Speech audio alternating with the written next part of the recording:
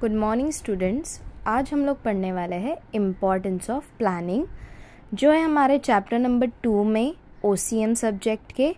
और ये क्वेश्चन आया था मार्च 2024 के एग्ज़ाम में।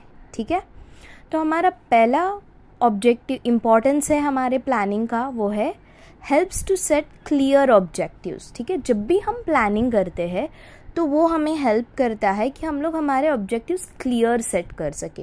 हमारे जो टारगेट्स है, हमको क्या अचीव करना है, कब तक अचीव करना है, कैसे हम अचीव करेंगे, ये सारे हमको क्या होता है, हेल्प करता है। जब हम प्लानिंग करते हैं तब ये सारी चीज़ें सेट करने के लिए। Second is provide path of action. It ensures to act as a guide and provide directions for doing the right thing at the right time.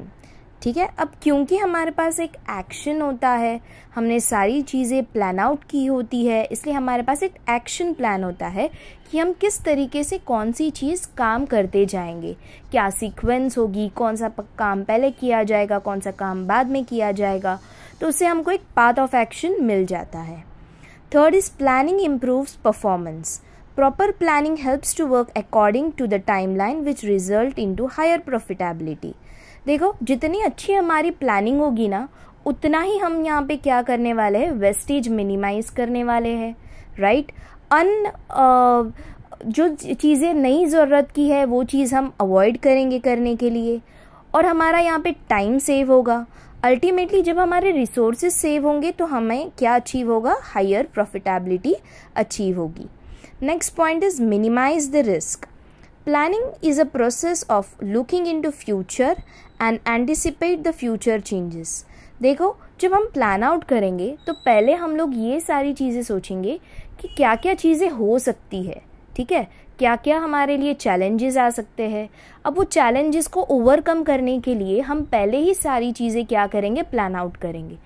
जब सारी चीज़ें प्लान आउट की हुई रहेगी तो जो रिस्क रहेगा, जो रिस्क फैक्टर हम लेकर चलेंगे हमारा प्लान पूरा करने के लिए, वो मिनिमाइज हो जाएगा। हम पूरी तरीके से तो ख़त्म नहीं कर सकते रिस्क, बट हम हमारे रिस्क को क्या कर सकते हैं, मिनिमाइज कर सकते हैं। Next is planning leads to optimum utilisation of resources. Planning क्या कर रहा है यहाँ पर, प्लानिंग हमारे लिए देखता है कि हमारे पास कितने रिसोर्सेज अवेलेबल है और उस रिसोर्सेज को हम कैसे प्रॉपरली एलोकेट करते हैं। ठीक है, resources for various activities which facilitates optimum utilisation of resources. जब हम लोग को पता होगा कि हमारे पास कितना रिसोर्स बाकी है और हम वो रिसोर्सेज को किस तरीके से एलोकेशन कर रहे हैं, कहाँ कहाँ पर यूज़ करने वाले हैं, तो उससे एक फ़ायदा हमको क्या होता है कि हम लोग वेस्टेज कम करते हैं। जब चीज़ें वेस्ट कम होगी, टाइम वेस्ट नहीं होगा, रिसोर्सेज वेस्ट नहीं होंगे, पैसे वेस्ट नहीं होंगे, लेबर्स हमारे वेस्ट नहीं किए जाएंगे, तो उससे क्या हो जाएगा, हमारा जो यूटिलाइजेशन ऑफ रिसोर्सेज है वो हम लोग फुल्ली यूटिलाइज कर पाएंगे, ऑप्टिमम यूज़ होगा उसका। फिर आता है हेल्प्स इन डिसीजन मेकिंग।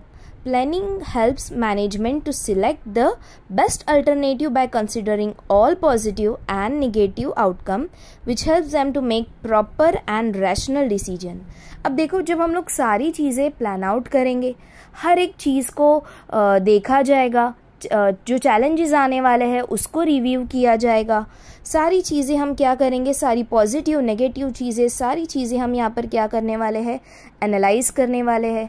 जब हमने सारी चीज़ें एनालाइज की हुई होंगी हमारे प्लानिंग फंक्शन में, उससे क्या होगा, हम लोग डिसीजंस बेटर ले पाएंगे। ठीक है, हम हर बार जब हमको नया डिसीजन कुछ लेना होगा तो हमने ऑलरेडी जो स्टडी किया हुआ है उसके बेसिस पर हम क्या कर सकते हैं, हमारे रैशनल डिसीजंस ले सकते हैं।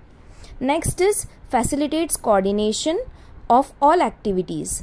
अब देखो, जब तक हमारी चीज़ें प्लान ही नहीं होगी, हम आगे के एक्टिविटीज़ करने के लिए रेडी नहीं रहेंगे। ठीक है, इसलिए हमको क्या करना है, facilitates coordinate of all the activities. अब देखो हम जो भी एक्टिविटीज़ करने वाले हैं, ठीक है, अब जो भी एक्टिविटीज़ हम करेंगे वो क्या होगा, ओवरलैपिंग हम क्या करेंगे यहाँ पे अवॉइड करेंगे, राइट। क्यों ओवरलैपिंग अवॉइड होगी, क्योंकि सारी चीज़ें हम लोगों ने पॉइंट वाइज लिखी हुई रहेगी, हमारे पास एक्शन प्लान रहेगा जो हेल्प करेगा हमारे लिए डिसाइड करने के लिए कि कौन से टास्क के बाद हम कौन सा करेंगे। उससे क्या होगा, हम लोग डुप्लीकेशन ऑफ वर्क क्या कर पाएंगे, अवॉइड कर पाएंगे। Next is facilitates other management function, ठीक है।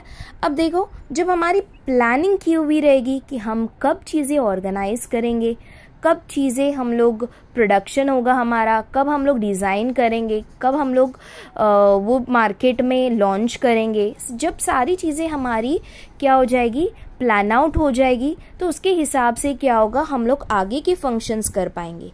जैसे कि हम लोग रेडी रहेंगे हमारे प्लान के साथ, तो हमारे अदर मैनेजमेंट फंक्शंस हो जाएंगे, जैसे कि ऑर्गेनाइजिंग करना, स्टाफिंग करना, हमको कितने लोगों की ज़रूरत पड़ेगी ये बिज़नेस हमको कैरीड आउट करने के लिए, वो हम कर पाएंगे। इसीलिए प्लानिंग करना इम्पॉर्टेंट है, और प्लानिंग ही क्या करता है, प्लानिंग ही हमको आगे का काम करने के लिए एक रोड मैप देता है। तो ये सारे हमारे इम्पॉर्टेंस ऑफ प्लानिंग, ठीक है, जो आपके खुद के OCM टेक्स्ट बुक में दिए हुए हैं। ये मैंने सिर्फ आपको एक सिंपल लैंग्वेज में सिंपल तरीके से समझाने की कोशिश की हुई है। अगर आपको कोई भी डाउट है तो आप लोग मुझे कमेंट्स में पूछ सकते हो, मैं आपका रिप्लाई दूंगी। Thank you.